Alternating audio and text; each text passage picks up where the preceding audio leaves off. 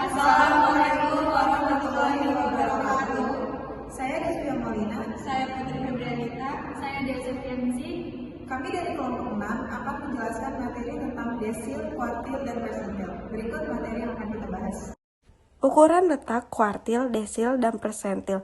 Statistik memiliki peran penting dalam memahami dan menganalisis salah satu aspek penting dalam statistik adalah ukuran letak yang mencakup kuartil, desil, dan persentil. Pemahaman tentang konsep dan aplikasi ukuran letak ini sangat berguna dalam berbagai bidang seperti ekonomi, kesehatan, pendidikan, dan lainnya. Definisi kuartil, desil, dan persentil. Kuartil adalah nilai yang membagi data menjadi 4 bagian yang sama besar. Terdapat 3 kuartil, yaitu kuartil pertama, kuartil kedua, dan kuartil ketiga. Desil adalah nilai yang membagi data menjadi 10 bagian yang sama besar. Terdapat 9 desil, yaitu D1, D2, D3, sampai dengan D9. Persentil adalah nilai yang membagi data menjadi 100 bagian yang sama besar. Terdapat 99 persentil, yaitu P1, P2, P3, sampai dengan P99. Cara menghitung kuartil, desil, dan persentil. Langkah pertama adalah mengurutkan data dari yang terkecil hingga yang terbesar. Setelah data terurut, ukuran letak dapat dihitung dengan menggunakan rumus yang sesuai seperti N+1/4 untuk kuartil, N+1/10 untuk desil, dan N+100 untuk persentil. Terakhir, hasil perhitungan dapat diinterpretasikan untuk memahami karakteristik data dan membuat keputusan yang tepat. 40 sampai 49, 50 sampai 59, 60 sampai 69, 70 sampai 79, 80 sampai 89, 90 sampai 99. Kemudian jumlah karyawan 4, 6, 8, 12, 9, 7, dan 4. Tepi kelas bawah 29,5, 39,5, 49,5, 59,5, 69,5, 79,5, 89,5, 99,5. Frekuensi kumulatif kurang dari 0, 4, 10, 18, 30, 39, 46, dan 50. Penyelesaian yang pertama, Q1 sama dengan 1/4, N sama dengan 1/4 50 sama dengan 12,5, yaitu dalam kelas 50 sampai 59, sehingga diperoleh data berikut. TBK sama dengan 49,9, CI sama dengan 10, FKQ sama dengan 10, dan FQ sama dengan 8.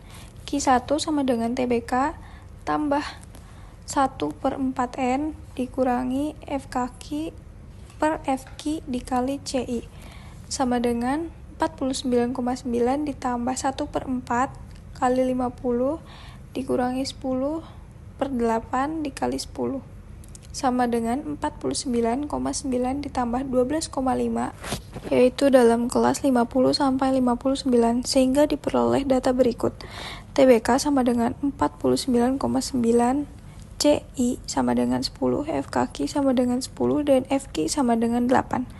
Q1 sama dengan TBK ditambah 1/4 N dikurangi FKQ per FQ dikali CI sama dengan 49,9 ditambah 1/4 50 dikurangi 10 per 8 dikali 10 sama dengan 49,9 ditambah 12,5 dikurangi 10 per 8 dikali 10 sama dengan 49,9 ditambah 3,125 sama dengan 52,625.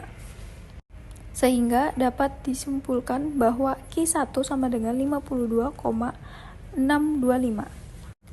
Yang kedua, menentukan Q2 sama dengan 2/4 N sama dengan 2/4 50 sama dengan 25. Maka letak Q2 terletak pada data 25, yaitu kelas 60 sampai 69 sehingga diperoleh data berikut. TBK sama dengan 59,9, CI sama dengan 10, FKQ sama dengan 18, dan FQ sama dengan 12. Q2 sama dengan TBK tambah 1/4N dikurangi FKQ per FQ dikali CI sama dengan 59,9 ditambah 2/4 50 dikurangi 10/8 dikali 10 sama dengan 59,9 ditambah 25 dikurangi 10/8 dikali 10 sama dengan 59,9 ditambah 4,167 sama dengan 64,067 sehingga dapat disimpulkan bahwa Q2 sama dengan 64,067. Yang ketiga adalah Q3 sama dengan 3/4N sama dengan 3/4 50 sama dengan 37,5. Maka letak Q3 terletak pada data ke-37,5 yaitu pada kelas 70-79 sehingga diperoleh data berikut. TBK sama dengan 69,5, CI sama dengan 10, FKQ sama dengan 30, dan FQ sama dengan 9. Q3 sama dengan TBK ditambah 3/4N dikurangi FKQ per FQ dikali CI sama dengan 69,5 ditambah 3/4 50 dikurangi 10/8 dikali 10. 69 tambah 37,5 dikurangi 10/8 dikali 10 sama dengan 69,5 ditambah 8,333 sama dengan 77,833 sehingga dapat disimpulkan bahwa Q2 sama dengan 77,833. Yang kedua ada contoh dari desil. Gaji karyawan sama dengan 30 sampai 39, 40 sampai 49, 50 sampai 59, 60 sampai 69, 70 sampai 79 sampai 89, 90 sampai 99.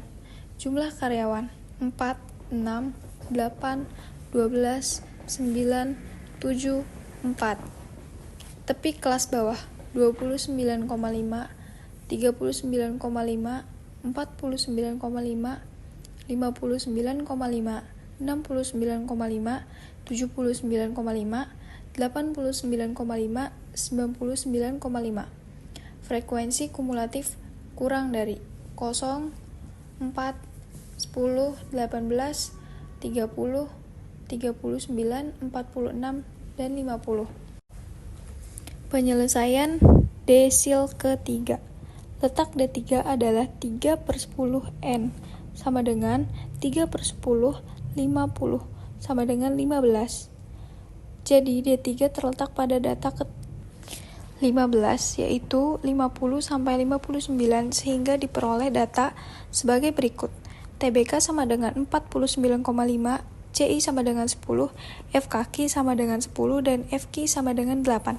Maka nilai dari D3 adalah D3 sama dengan TBK tambah I/10N dikurangi FKQ per FQ dikali CI sama dengan 49,5 ditambah 3/10 50 dikurangi 10/8 dikali 10 sama dengan 49,5 ditambah 15 dikurangi 10/8 dikali 10 sama dengan 49,5 ditambah 6,25 sama dengan 54,75.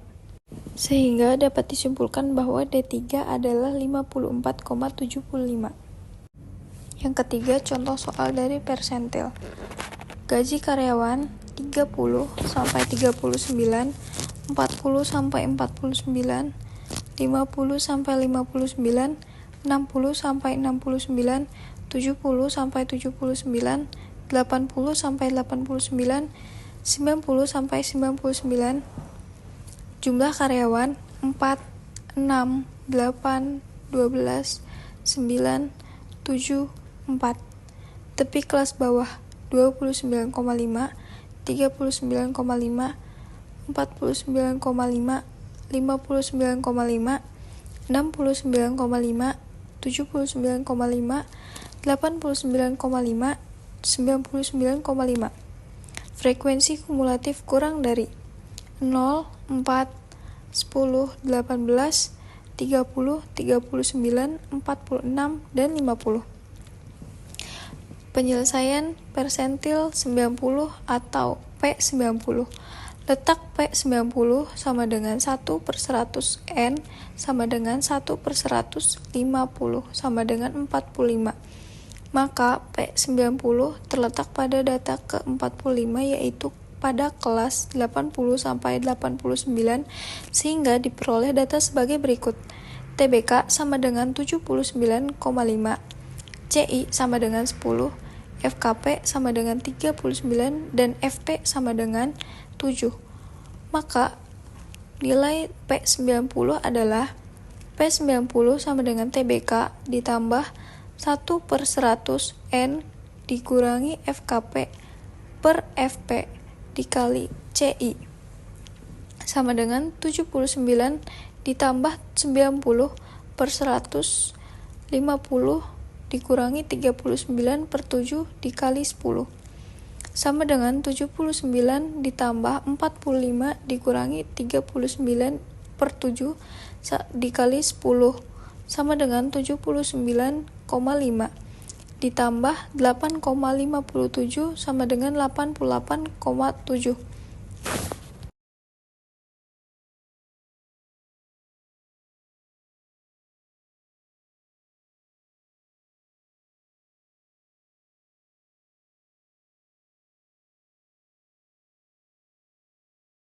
Interpretasi hasil kuartil, desil, dan persentil. Kuartil dapat digunakan untuk mengetahui sebaran data. Q1 menunjukkan 25% data terkecil, Q2 menunjukkan median atau nilai tengah, dan Q3 menunjukkan 75% data terkecil. Desil dapat digunakan untuk mengetahui distribusi data secara lebih rinci. Setiap kali desil menunjukkan 10% data terkecil, sehingga dapat digunakan untuk menganalisis karakteristik data yang berbeda di rentang tertentu. Persentil dapat digunakan untuk mengetahui posisi relatif suatu nilai dalam distribusi data. Misalnya, nilai pada persentil ke-75 menunjukkan 75% data lebih kecil dari nilai tersebut. Penggunaan kuartil, desil, dan persentil dalam analisis data. Dalam bidang pendidikan, ukuran letak dapat digunakan untuk menganalisis distribusi nilai siswa, mengidentifikasi siswa dengan kinerja rendah atau tinggi, dan membandingkan kinerja sekolah atau kelas. Dalam bidang kesehatan, ukuran letak dapat digunakan untuk menganalisis distribusi pengukuran medis, mengidentifikasi pasien dengan kondisi tertentu, dan membandingkan hasil pengobatan. Dan dalam bidang ekonomi, ukuran letak dapat digunakan untuk menganalisis distribusi pendapatan, mengidentifikasi kelompok berpenghasilan rendah atau tinggi, dan membandingkan kinerja ekonomi antara wilayah. Kelebihan dan kekurangan penggunaan kuartil, desil, dan persentil. Yang pertama, ada kelebihan, memberikan gambaran yang lebih rinci tentang distribusi data, membantu mengidentifikasi outlier dan nilai ekstrim. 3. Memudahkan perbandingan antara data atau kelompok, dan yang terakhir dapat digunakan dalam berbagai bidang dan konteks. Kekurangannya, yang pertama, tidak memberikan informasi tentang pola atau tren data, dapat dipengaruhi oleh nilai ekstrim dalam data, memerlukan pemahaman yang baik untuk interpretasi yang tepat, dan tidak memberikan informasi tentang variabilitas data. Dan yang terakhir ada kesimpulan, kuartil, desil, dan persentil merupakan ukuran letak yang penting dalam analisis data. Pemahaman tentang konsep dan aplikasi ukuran letak ini dapat membantu dalam berbagai konteks seperti pendidikan, kesehatan, dan ekonomi. Meskipun memiliki kelebihan dan kekurangan, penggunaan ukuran letak yang tepat dapat memberikan wawasan berharga dan membantu dalam pengembalian keputusan yang lebih baik. Assalamualaikum warahmatullahi wabarakatuh.